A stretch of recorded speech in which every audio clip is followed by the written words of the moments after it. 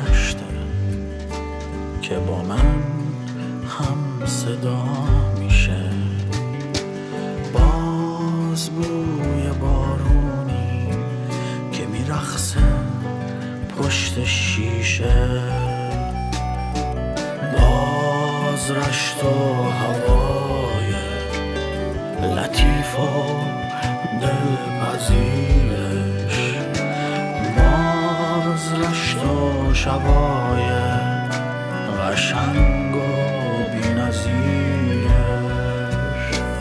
ولی این شهر خیلی وقته یه غم همیشه همراشه، فقط مردمش میدونن که این غم چرا تو هواشه. درودن یکی بشن با هم، خرابه هرچی سر راشه. خشم سپید روده این غیرت داماشه.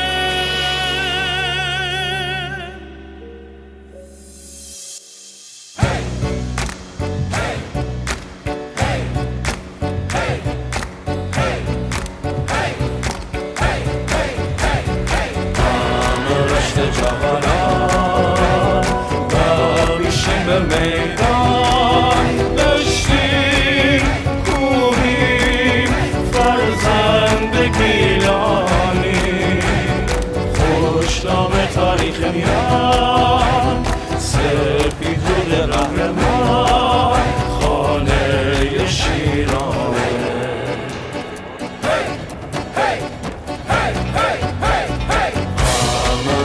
جوانان بریشیم به میدان، دشتیم کوهیم فرزند گیلانی، نام داماش گیلان امیر پوست و استخوان آخر دنیا.